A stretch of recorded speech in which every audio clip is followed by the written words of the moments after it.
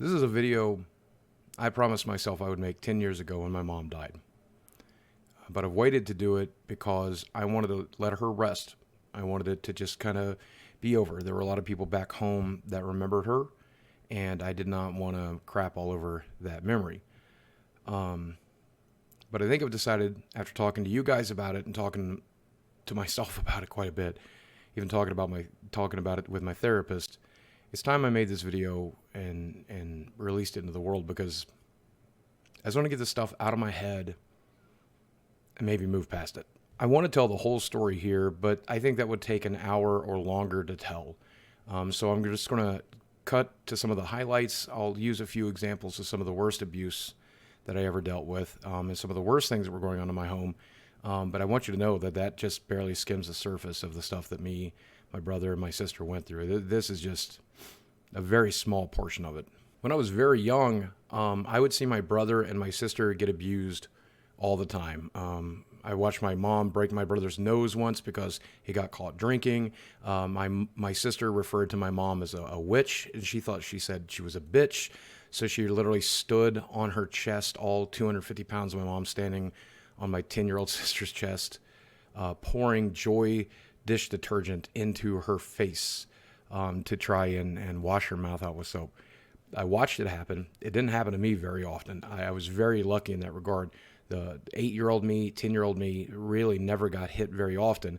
I got spanked. I got slapped in the face a little bit, but nothing I would really consider abuse, just, child rearing at the time in the late 70s. And the reason for that is because mom had felt she had already screwed up my brother and screwed up my sister, and she had me as late in life as she could because I was the one that she was going to not screw up. So she tried her best not to hurt me, mentally, physically. She did a very poor job of it. But for the first 10 years or so, I got pretty lucky. But eventually my brother went off to college. My sister continually ran away. She ran away at the age of 11, the age of 12. She had a family member trying to adopt her. Eventually, mom just turned her over to foster care, to the child services, and just let her go. And that left me alone in the home, and it just kind of went downhill from there. My dad ended up getting very, very sick. I talked about this in the Draw My Life. He was an alcoholic, and he basically drank himself into a stroke, damaging his brain. And he was gone for about 6 months for rehabilitation to try to relearn how to speak and relearn how to walk and just eventually come back into our lives as an invalid. But soon after that happened was the very, very first time mom lost her mind and beat me to near death. I slept in the same room as my mom up until the age of 14, and I slept in the same bed as my mom until the age of 11. I never really understood the point of that. I think it was something about my sister being dangerous or not having enough space, even though we had a reasonably sized house with all these empty rooms. I remember they would never properly heat the house, so it was always very cold in those rooms. I don't know. I think it was just a product of the abuse. I still don't understand that to this day. I don't remember what the argument was about. I'm sure I did something to upset her. But rather than slap me or spank me, she just hit me in the face with her fist. And then did it again and again and again. And I don't remember too terribly much about that night because it's one of the very first times I ever depersonalized or disassociated, related to my post-traumatic stress disorder. I do remember at some point I was in the floor and she was kicking me, and I pulled my mattress off of my little twin bed and pulled it on top of me. So she started stomping on top of that mattress to try to damage me through it. And then eventually she just got tired and quit.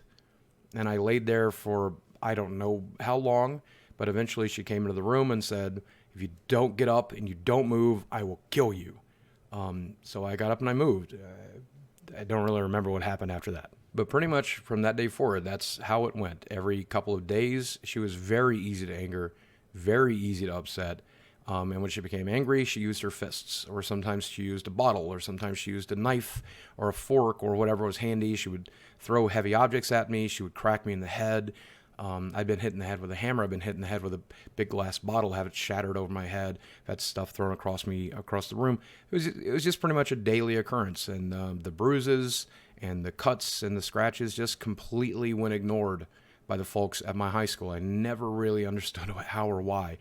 Eventually, I did ask a teacher there, and I asked them, why did that happen? Why did you guys not know that was happening? And they said, yes, we knew it was happening. We tried to help as best we could. I don't think they did a very good job, but it's nice to at least know they were aware and that they were trying to help. One teacher in particular was very useful. I don't know if she'll ever see this video, but her name was Miss Wall, and she introduced me to the world of literature. One day I was in the library. She picked up a book called Stephen King's The Shining and said, "Have you ever read this?" I said, "No." She goes, "It's an adult book. I think you'll really like it. It's about the son of an alcoholic in an abusive home. I think you might be able to relate to that."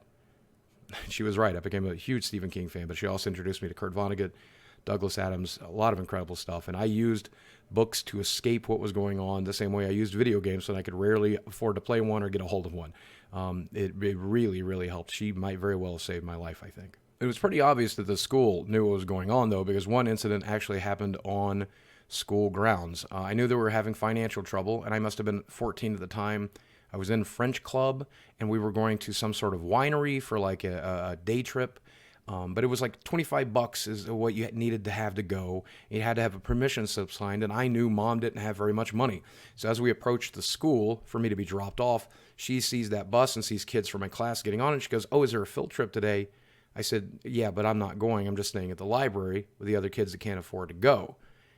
And she lost her mind, and she began to whip the car around and start driving to a bank. She's like, "Now I'm going to be late for work." And she begins to, while driving her car, speeding down the road, clawing at my face.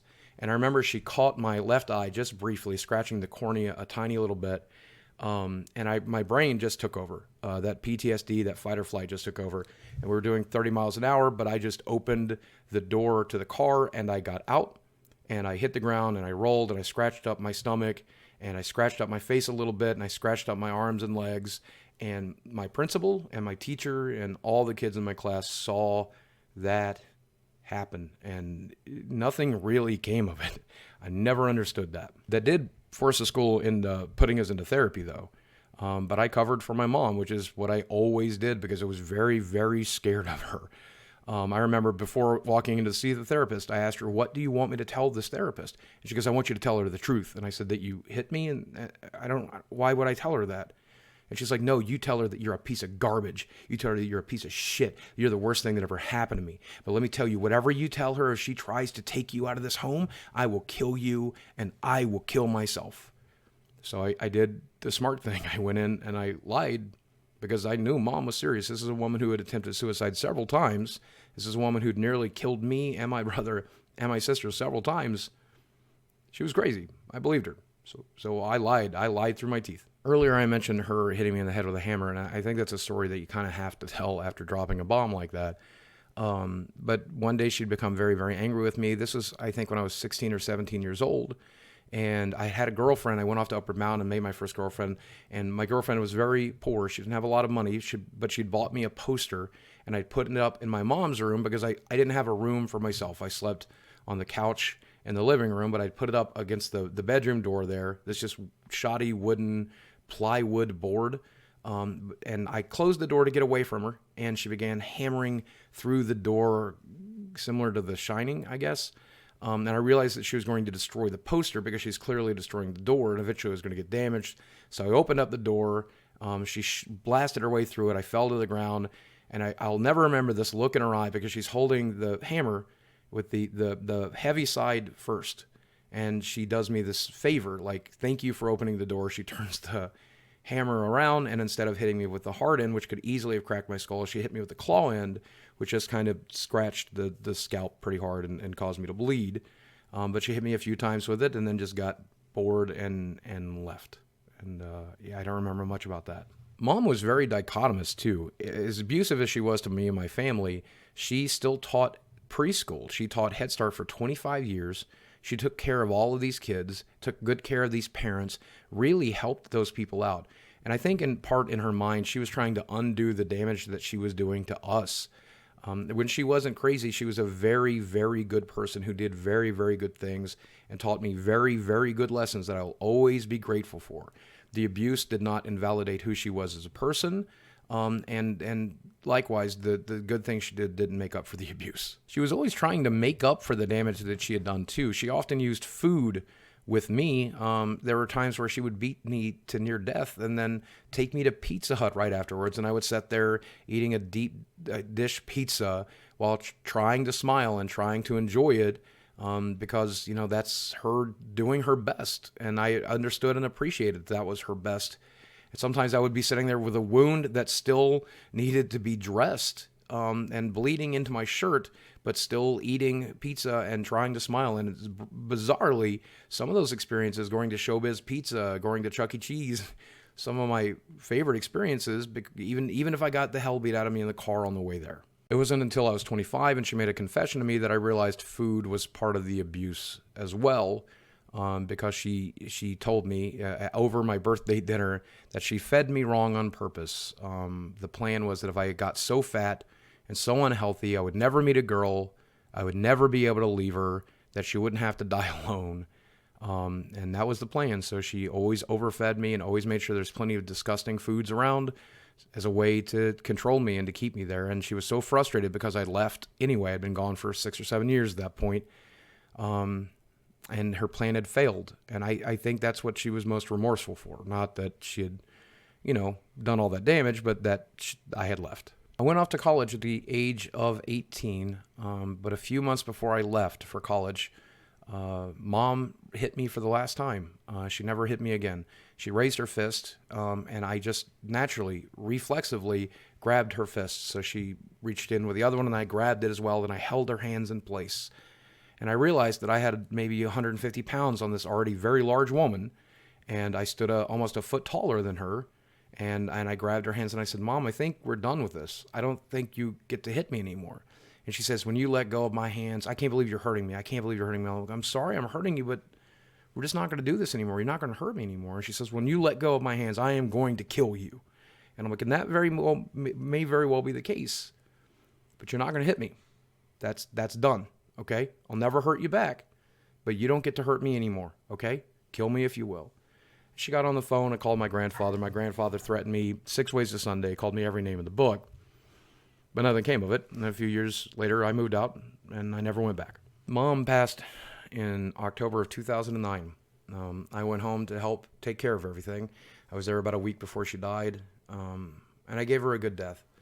As I came into the room, she said, she recognized me, and I held her hand, and she said, Steve, don't let him resuscitate me. Don't let him treat me. I just want to die. I want to go. And I said, I know, Mom. Don't you have a living will? And she says, yes. She told me where to find it, how to go get it, which I agreed to do. And then she looked up at me with this look in her eyes that I'll never forget. And she says, I'm sorry. And I said, for what? And she said, I ruined your life. And I said, no, Mom. No, I like who I am. Don't you like who I am? And she said, yeah. I said, then you got nothing to be sorry about. It's okay. I don't know if I meant it then, but I knew it was the right thing to say. But now, almost 10 years later, I like who I am. I'm a product of that abuse. I'm not perfect. I've said and done some really stupid things. I ruined my body. I've hurt people I've loved. But you know what? I like me. And I forgive her.